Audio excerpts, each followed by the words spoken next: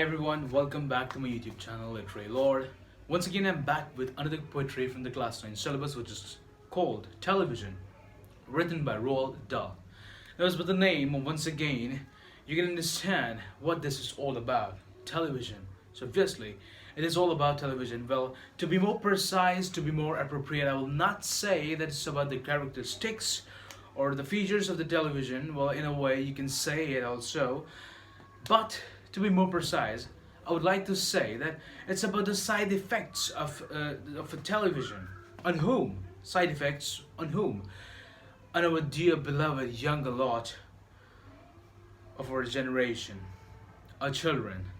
So how it's killing their imagination, how it's making them a silent spectator, making them a dummy instead of being imaginative, instead of being creative, instead of being productive.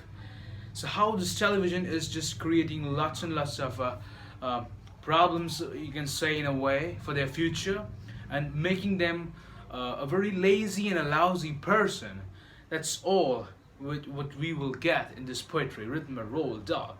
So now before I start this poetry explaining line by line, let me tell you one more thing about this poetry, and that is that this poetry is written in a very simple language, which means if you just read it, you will get it what he is just trying to say.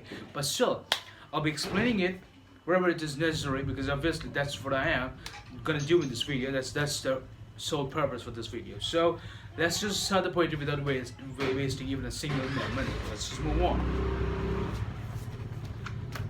So, television written by Roald Dahl. The most important thing we've learned so far as children are concerned is never let them near your television set. Or better still, just don't install that idiotic thing at all.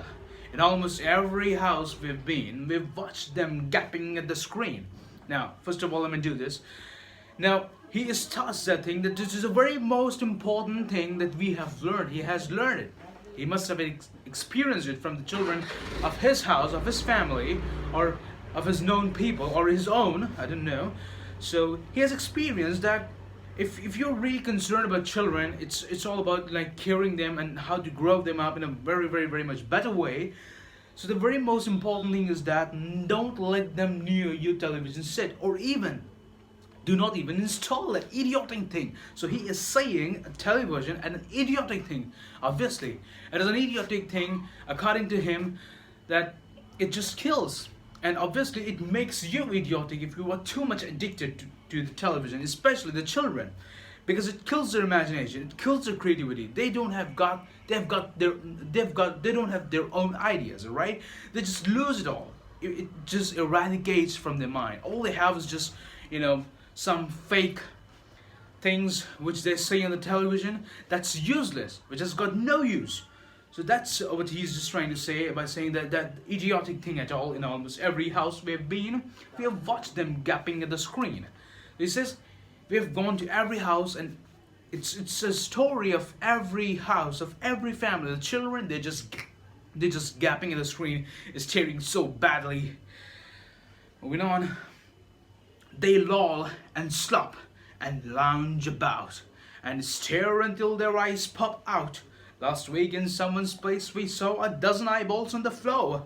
They sit and stare and stare and stare until they are hypnotized by it, until they are absolutely drunk with all that shocking, ghastly junk. Now he's telling us what happens, when the children, they're just badly staring at the television. He says that they loll and sup and lounge about this. Some are, rolling on the ground. Some are just badly lying in the couch, and some are, it's just that in an unmannered and an unruly way. They're just sitting or even lying or standing or just, having some support of anything. Just watching in such an unruly way. And says they stare until their eyes pop out, and they keep on staring at the television until unless their eyes pop out. It's a metaphor, like literally the eyes don't pop out. It's just like until unless they just feel so much laziness, they just feel so much drizziness from that television, But obviously it's a normal thing. If you stare at one place constantly for a very long period of time, you will feel some drizziness. You will feel some inactiveness. you will feel some shakiness, alright? That happens. And obviously, when you're watching television, especially when the children they're watching television without any movement, without any activity, they're just sitting at one place, staring at one place. Obviously, that's gonna be very, very harmful, physically and mentally both. Moving on. Oh yes, we know it keeps them still. They don't climb out the window, so they never fight or kick or punch. They leave you free to cook the lunch and wash the dishes in the sink. Now he says, obviously, I know that poets say, I know that makes them sit still. They don't make noise, they don't play in a harmful way. They don't jump, they don't shout, they don't fight each other. They leave you free, that you can do your own work. You can cook the lunch, you can just watch something, do something. You're free. You don't have tension. Oh my God, if is my son's playing in a harmful way, he might get hurt. That's not the case here. But he says, but did you ever stop to think, to wonder just exactly what this does to your beloved thought? It rots the sense in the head. It kills imagination dead. It clogs and clutters up the mind. It makes a child so dull and blind. He can no longer understand a fantasy, a fairyland. His brain becomes as soft as cheese. His powers of thinking rust and freeze. He cannot think, he only sees. Now, obviously, you can understand it.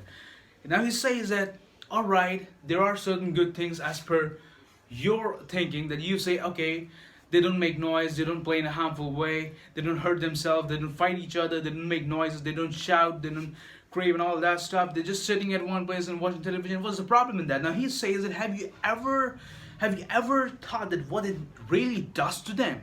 Right? It's sort of a slow poison for them, you know. He says, stop and think what it is actually doing to them, to your beloved thought, beloved children, beloved kid.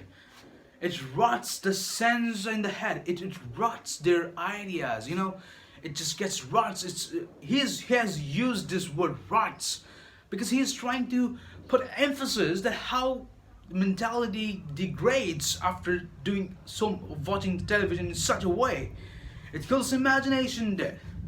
Obviously, it kills your imagination. You cannot imagine things except what you see in the television, the cartoons or whatever it is, you know, they watch. It's just that only thing. But if you imagine things on your own, if you try to, you know, dream or make a picture on your own in your mind, it makes you creative. But that's not the case in here. It clogs and clutters up the mind. It makes a child so dull and blind. It makes him so dull and so blind. He knows nothing except from that television. Nothing, literally nothing.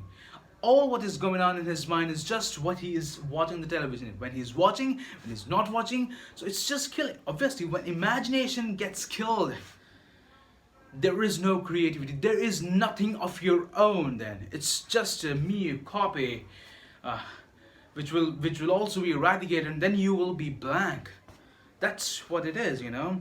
He can no longer understand a fantasy, a fairyland. He cannot understand anything fantastical, or, you know, the fairylands what we read in the books or and the dramas.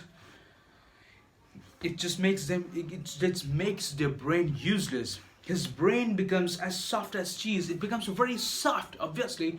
Brain, it becomes very soft like a cheese. It can melt down very easily. It cannot understand it. Whenever you put some little pressure on it, it'll just melt down. So it is for nothing, alright? His powers of thinking rust and freeze. Obviously, when the imaginations get killed, he cannot think. And when he cannot think, he cannot do anything in the proper way, because everything is detached from your thinking, from your mentality. And when that is dead, or that is rotten, what do you expect from your behavior? What do you expect from your future? He cannot think. He only sees, because obviously, he cannot think, but he only sees. He's just a mere silent spectator and nothing else. Like a wall or some object in your room. Now he says, alright, you'll cry, alright, you'll say, but if we take the set away, What shall we do to entertain our darling children? Please explain. We'll answer this by asking you. What used the darling ones to do? How used they keep themselves contented before this monster was invented? Have you forgotten? Do you know? We'll say it very loud and slow. Now he says that, now he's again thinking or telling them through their perspective that, alright, I know you'll say, you'll cry, then what should we do to entertain our beloved children, our beloved kids? What? I mean, like, entertainment is a very necessary part of a thing. So how should we do that? I mean, like, we cannot make them robots, like get up, eat your food, study, go back to sleep. No, we need to entertain them. We need to make them feel relaxed. How do we do that? He tells you now. He says, I'll give you that answer by asking a question from you. That how did you got the entertainment when you were a children, when you were kids, before this monster, obviously, earlier he said this idiotic thing because it makes them idiots. Now, because it kills their imagination, it makes their brain soft like a cheese, they cannot think and all that stuff. And obviously, to put more emphasis on how bad television is, he says, he calls television a monster. He says that what did you do to have entertainment? What your parents gave you to get entertained before this monster thing, before this television was invented? Have you forgotten that? Have you forgotten those days? Have you forgotten what your parents have done it to make you entertained and to make you even a knowledgeable and a person with great imaginations? How? Well, we'll say it very loud and slow so that you can understand it. Now he says it. They used to read. They would read and read and read and read and then proceed to read some more. Great Scott Gadzooks! One half their lives were reading books. The nursery shelves held books galore. Books cluttered up the nursery floor. And in the bedroom by the bed, more books were waiting to be read. Such wondrous, fine, fantastic tales of dragons, gypsies, queens, and whales, and treasure isles and distant shores where smugglers rode with muffled oars, and pirates wearing purple pants, and sailing ships and elephants, and cannibals crouching round the pot, stirring away at something hot. It smells so good, what can it be? Good gracious, it's Penelope! Okay, now he discloses the suspense and says it all. They used to read. The children, the kids of that time, before the monster, before that idiotic thing, before the television was invented, what they used to get themselves entertained, they used to read. And read and read and read and then proceed. So, like, it's not a sort of thing to make it rhythmical, but he's just trying to say that they used to read and read every single time in the daytime. When you're studying, you're reading. When you're going to bed, to sleep, you're again reading, and then you proceed. So it's in continuation. And then let's say more. One half their lives were reading books. One half of their lives were reading books. Because every time they're reading, from the childhood to getting adult, and obviously when they're interested, they're reading more and more and more. Because the knowledge has got no age. You can increase it every single time. And every time you are attaining something new in the form of knowledge, you are attaining something new, right? The nursery shelves held books galore, books cluttered up the nursery floor. And he's given an example, trying to create a picture in front of your eyes that what used to be before the television was invented. The books were there everywhere in the gallery, and the nursery books were there. There were certain books, they cluttered up on the nursery floor. They were just on the floor or something like.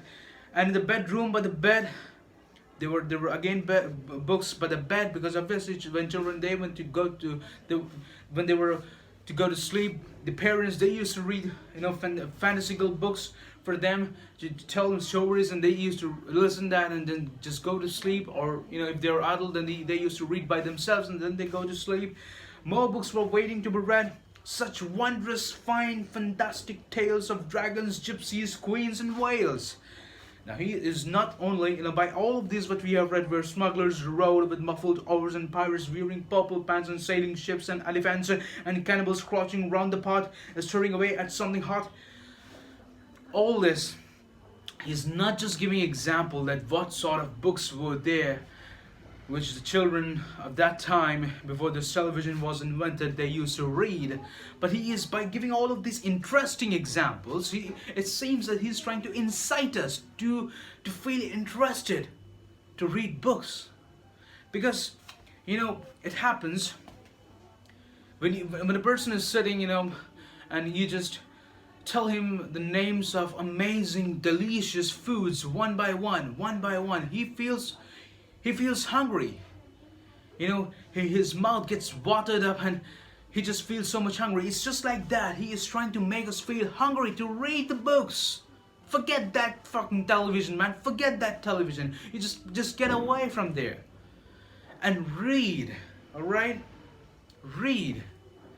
Enhance your creativity and enhance your power of imagination, rather than get killed by something, by an idiotic thing, by a monster, by a television. Moving on. It smells so good. What can it be? Good gracious. Smell of one of an example.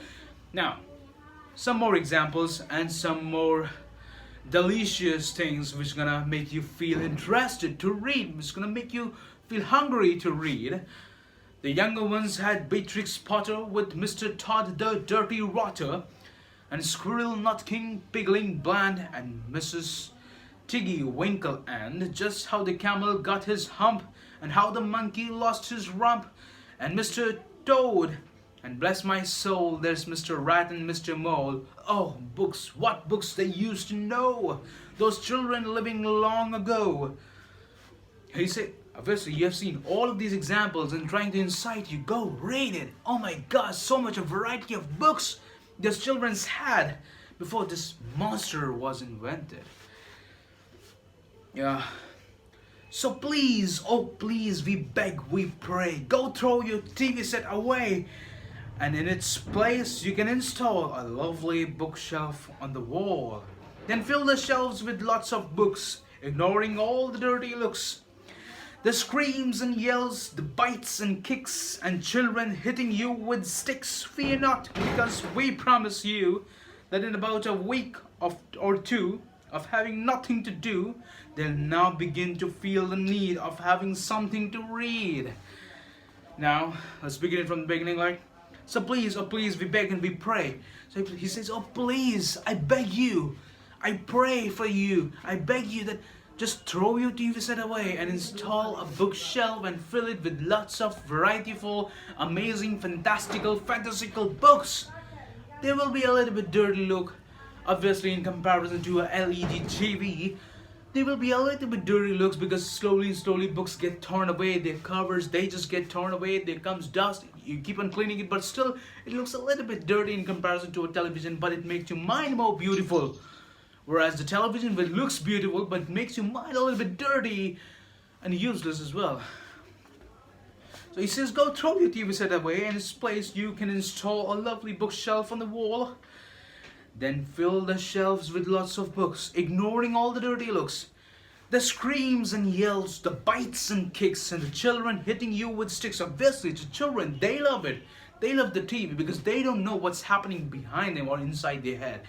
But we can understand it, how bad it is and how it's killing their imagination, the power of creativity, the power, the productivity, how it's just making them a living dead person. They don't know it because they are enjoying it. They cannot see it in such a way, the way we can see it. So if you do that, obviously they will be disappointed. They will be shouting at you, they'll be crying, and even they'll be hitting at you with sticks, with kicks, and with punches. No matter what happens, just do it. Because you know what? Slowly and slowly, in about a week or two of having nothing to do, they'll now begin to feel the need of having something to read. But slowly and slowly, when they'll have nothing to do, there is no television, what should I do now? Yeah, but there is one thing. Bookshelf. Books. Let me check it out. Then they will read it. right? And once they start, oh boy, you watch the slowly growing joy that fills their hearts. They'll grow so keen, they'll wonder what they'd ever been. They'll grow so keen, they'll wonder what they'd ever seen. And that ridiculous machine, that nauseating, foul, unclean, repulsive television screen, and later each and every kid will love you more for what you did. And with this, the poetry ends up. Now he says that once they start reading books slowly and slowly, they will increase the amount they are reading, and slowly they'll read more and more and more, and they will proceed, and then you will see the change in their mentality, and how creative and productive they will be when they will grow up. With lots of entertainment, they will have lots of knowledge, they will have lots of creativity, the power of imagination. They will be so much productive. Their actions will speak. Then they'll wonder what then they themselves, they will wonder, oh my God, what we have been doing in that television screen. So dirty, so foul, and so unclean. We have been wasting our time and just killing our imaginations. Oh my God. And then and later, each and every kid will love you more for what you did. Then they will realize, when they will come up to our age, and they will realize that what the hell they have been doing with that television, and how good you have done by throwing that TV set away and installing the bookshelf and letting them read a lot of stuff with full of varieties and fantasies and many more. They will wonder, and then they will be so much thankful to you. They will love you, and they will love you more. They will thank you, and they will always remember you and all of us, that how great you did, what great work you did by letting them read books. And with this, we end up this poetry called Television, written by Roald Dahl.